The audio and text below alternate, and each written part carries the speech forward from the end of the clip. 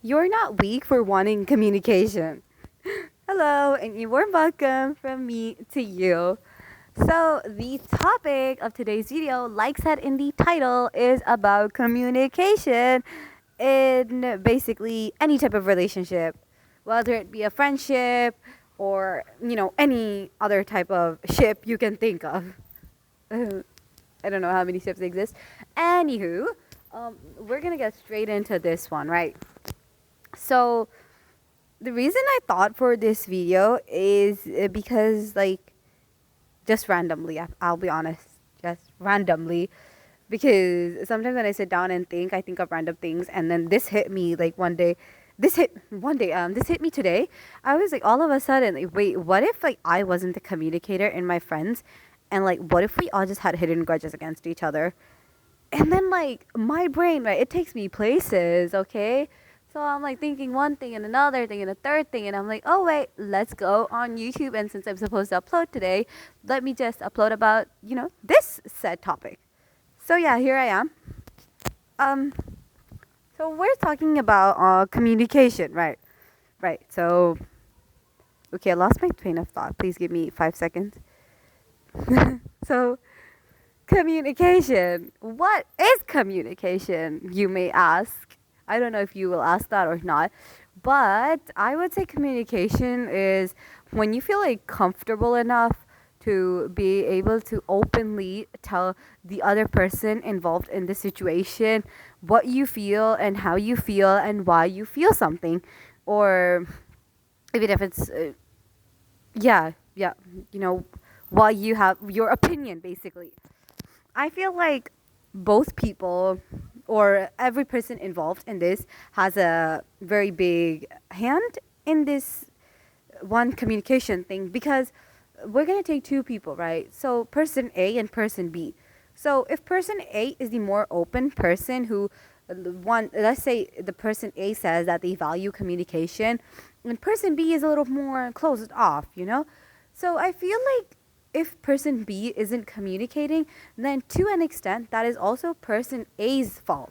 Because if you haven't been able to give them the right environment for the communication, then the other person is not going to communicate with you. Like, if you've always made them feel less than for that, then you're wrong in that situation. Person A is wrong in that situation, because I don't want my channel and for like giving advice and then people thinking like I'm right and everyone else is in the wrong.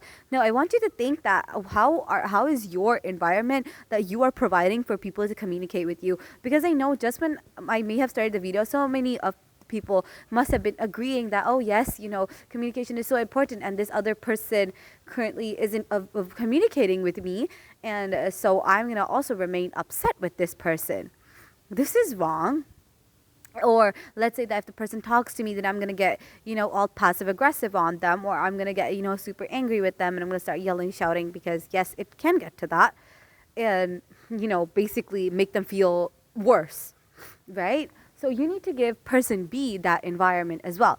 Okay, now situation two, let's say person B does have that environment, they still don't open up, and like even after person A communicates with them, like person A doesn't hold the grudge, person A comes up, person A communicates that, hey, maybe I've noticed you're upset or whatever the situation is, and they talk about their feelings, and they say like, I would really value if you tell me your feelings so that we can resolve this issue instead of holding grudges against each other and possibly ruining this said relationship or friendship.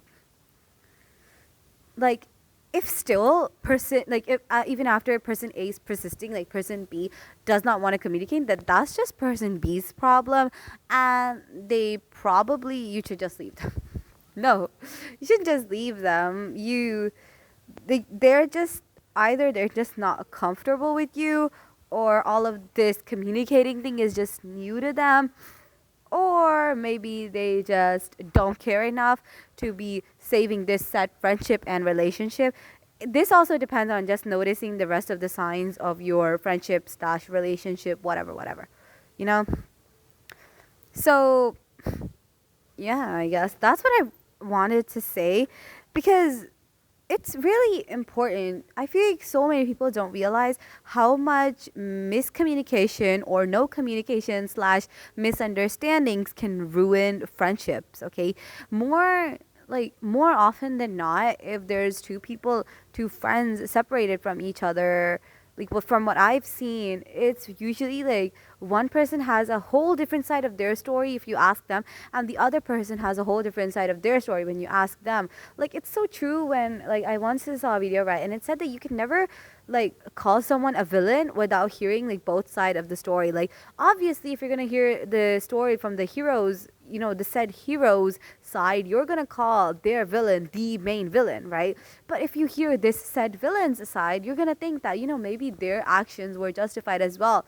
So if you're just simply communicating each, well, I get it, like every single detail, maybe that's kind of weird, but major things, major chunks, sure, you should communicate with them, and you should trust the other person enough, and you should give a said other person, you know, a such comfortable environment for them to be able to communicate with you.